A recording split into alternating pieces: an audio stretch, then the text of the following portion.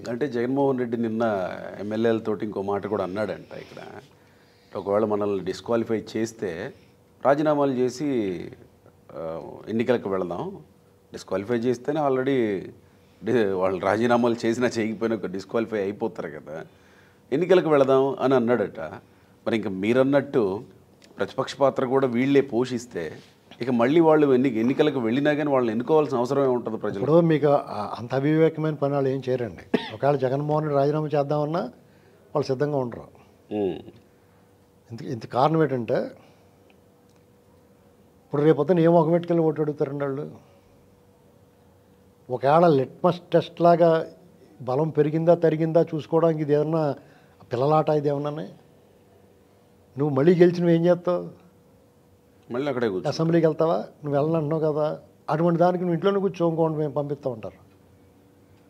అంతే కదా, కామన్ సెన్స్తో ఆలోచించారు. అంటే అతని ఉద్దేశం ఏంటంటే తనకు ఓటేసేవాళ్ళు కామన్ సెన్స్ లేదని లెక్క. అతనికి చులకన భావం. అలాగే చులకన భావంతో రాష్ట్రం అంతా ఉంటే వాళ్ళు రౌండ్ వేశారు. ఇప్పుడు రెండో రౌండ్ వేస్తారు ఆ పని చేస్తే. కాబట్టి అలాంటి అవివేకమైన పని ఏం చేయడు. ఓకే, ముందేమన్నాడు, నా ప్రతిపక్ష హోదా ఇస్తే వస్తా అన్నాడు.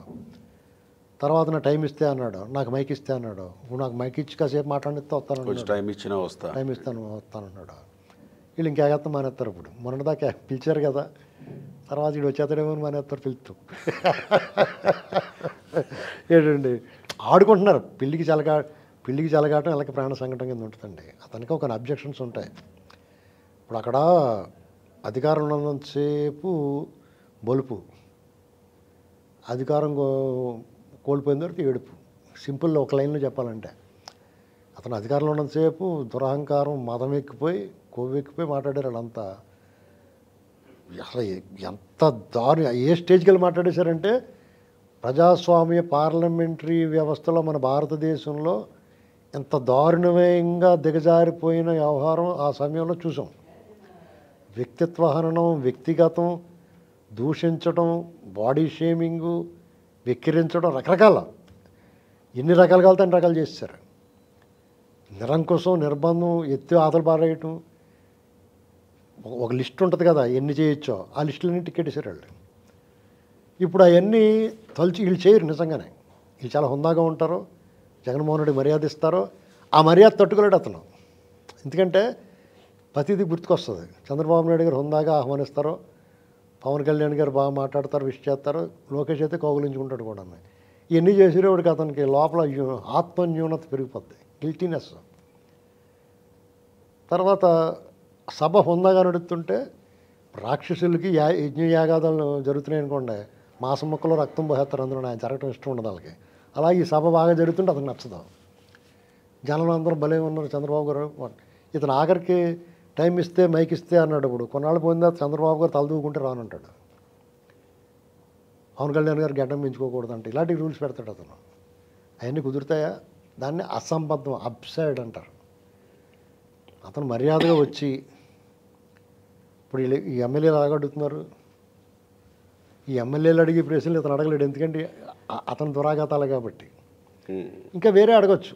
యూరియా సమస్య ఉంది, యూరియా ఇళ్ళు అవసరానికి మించిపెట్టినా కొన్ని చోట్ల అవకతవకలు జరిగిన మాట వాస్తవం. అది లోకల్ లీడర్స్ వల్ల జరిగింది. అది మీరు ఎత్తి చూపించి ఎగ్జాక్ట్లీ చంద్రబాబు నాయుడు గారు కూడా అదే సవాల్ చేశాడు. యూరియా మీద మాట్లాడదాం, అసెంబ్లీకి రా దమ్ముంటే. మెడికల్ కాలేజీల మీద మాట్లాడదాం, అసెంబ్లీకి రా దమ్ముంటే అని ఈ రెండు మాటలు అన్నారు ఆయన. ఇప్పుడు మీకు చంద్రబాబు నాయుడు గారి దగ్గర ప్రైవేట్ పెట్టించుకోవాలండి. ఆయన ఫ్రీగా చెప్తాడు ట్యూషన్. మీరు ఎక్కడ ట్యూషన్ పెట్టించుకోవాలన్నా చుక్కరామయ్య గారు దానికి వెళ్ళాలని డబ్బులు కట్టాలి కదా ఎంతో కొంత. ఏంటండి అలాగే ఐఐటి కోచింగ్ లేదా ఇంకో దానికి కోచింగ్, ఏ ఎగ్జామ్స్ కోచింగ్కి వెళ్ళాలన్నా డబ్బులు కట్టడం ఫ్రీగా చెప్పరు కదా ఎవరన్నా. చుక్కరామయ్య గారు ఫ్రీగా అని చెప్పేవాడు అనుకోండి. చంద్రబాబు నాయుడు గారు కూడా ఫ్రీగా చెప్తాడు అసెంబ్లీలో బ్రహ్మాండంగా. ఇప్పుడు సపోజ్ ఈయన యూరియా గురించి వచ్చి అడిగాడు అనుకోండి, యూరియా మన దగ్గర ఎన్ని నెలలు ఉన్నాయి, ఎంత వచ్చింది, ఇంకా ఎంత పెట్టాం, ఎక్కడ తేడా జరిగింది, ఎవరు తేడా చేశారు కూడా ఆయనే చెప్పేస్తాడు. వాళ్ళ మీద ఏం చర్యలు తీసుకున్నారో కూడా చెప్తాడు. అంటే మీరు చేయాల్సిన ఎక్సర్సైజ్ ఆయనే చేసేస్తాడు. లెక్క మీకు ఇస్తాడో ఆయనే సాల్వ్ చేసి మీకు ఇంకో బాబు అని చెప్తాడు. అది అయిపోయింది. మెడికల్ కాలేజీలు పీపీపీ ద్వారా ఏంటి ప్రయోజనం అని నీకు బోధ చేస్తాడు. ఇప్పుడు మెడికల్ కాలేజీలు ఉన్నాయండి, ప్రభుత్వానికి రూపాయి ఖర్చు లేకుండా ప్రైవేటు భాగస్వామ్యం ఉండటం వల్ల వాళ్ళే నిర్మించి వాళ్ళే రెడీ చేసి ఒక 50% సీట్లు అమ్ముకుంటే 50% సీట్లు ఫ్రీగా వస్తున్నాయి కదా నీ రాష్ట్రంలో వాళ్ళకి. పైగా హాస్పిటల్ కూడా ఉంటుంది కదా, ఒక హాస్పిటల్ ఉంటుంది కదా. అది వాళ్ళకి ఇచ్చిన పైగా ఒక ప్రైవేటు ఎయిడెడ్ కాలేజీలు అడుగుతామంటది. ప్రభుత్వ భాగస్వామ్యం ఉంటుంది కాబట్టి దాని మీద కంట్రోల్ ఉంటుంది. ప్రైవేటు నిర్వహణలో ఉంటుంది కాబట్టి శుభ్రంగా ఉంటుంది, పద్ధతిగా ఉంటుంది. చెప్పారు, నేను అసెంబ్లీలో చెప్పారు చంద్రబాబు నాయుడు గారు. ఇది ఇలాంటి కోచింగ్ దొరుకుతుంది మీకు.